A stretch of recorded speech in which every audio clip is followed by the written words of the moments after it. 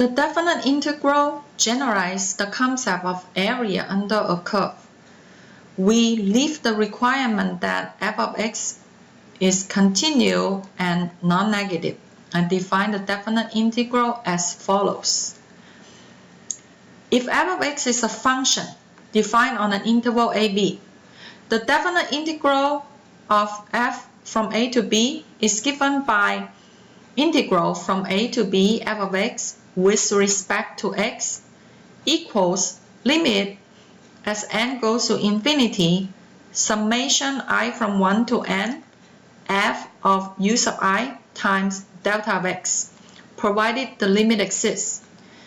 If this limit exists, the function f of x is said to be integrable on the interval ab, or it is an integrable function.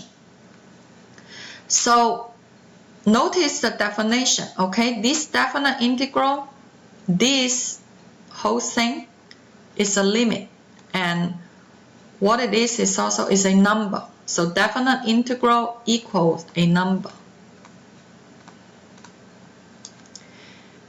And it's a limit of a Riemann sum.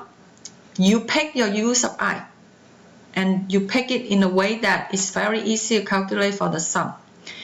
And delta of x, we do have the definition of delta of x. It's just b minus a over n, and we choose the equal with because it's easy for the calculation.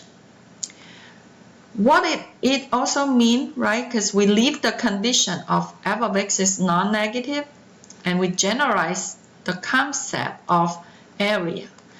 Therefore, you don't see the number a here. It's not just the number a, okay, because it's not an area anymore. It is a signed sum of the signed area. What do we mean? Now, if you take a look at f of u sub I, the function can be negative at some point in the interval AB. And if it's negative, the value like this length is, let's say, -6. You still times the width, okay? B minus a over n is positive.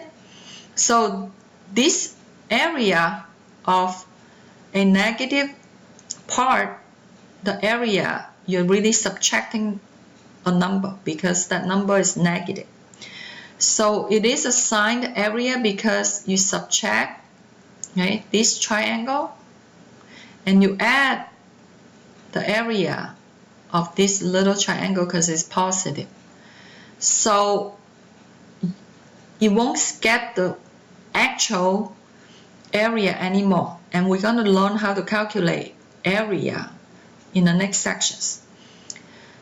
But right now we're going to work with the original definition of an integral to calculate the area. So we want to find an integral from 0 to 3, 3x minus 8 with respect to x. So this is the plot, okay? These are the Riemann sum. So we want to use a Riemann sum formula. Okay, so we use this formula, and our delta of x in this case is b, which is 3, right? B is the one on the top, minus 0 divided by n is just 3 over n. Now, how do we pick our u sub I?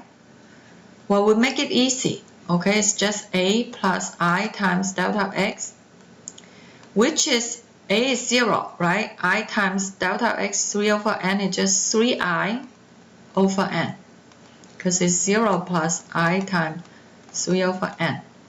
So in this case, these numbers are easy. Then you also want to write out then what is the f of u sub I, so you don't get confused. Your f is 3x, so what is your u sub I? 3x, right?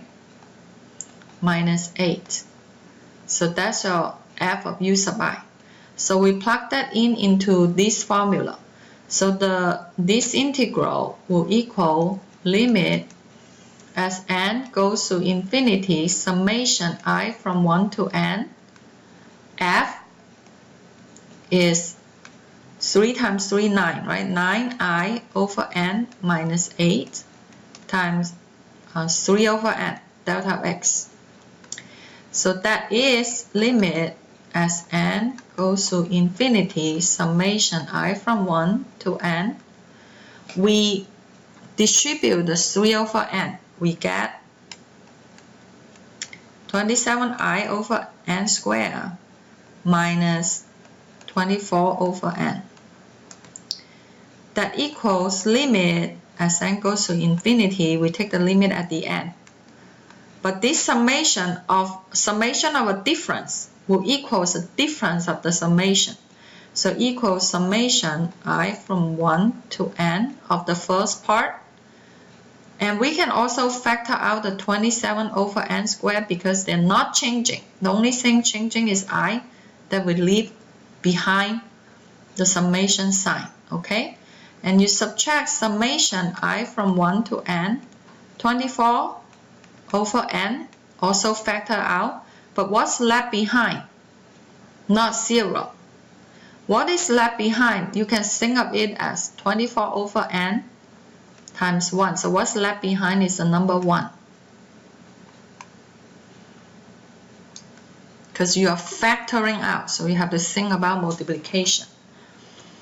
So that equals limit as n goes to infinity, 27 over n squared. So what is this sum? According to the formula, is n times n plus 1 divided by 2 minus 24 over n times,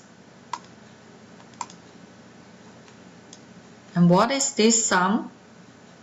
It's just 1 times n, so it's just n. Okay, now you can take the limit. Or we simplify a little bit before we take the limit. Limit as n goes to infinity.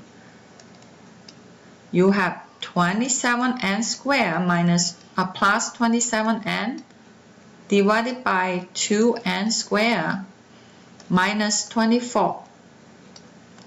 When you take the limit of the first fraction, okay, the leading power is n squared.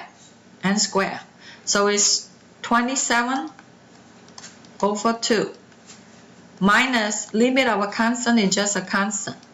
And 27 over 2 minus 24 is negative 21 over 2.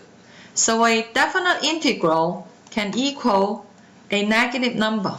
Okay, area is always positive, but right here we're talking about the signed area. So it is possible to get a negative number.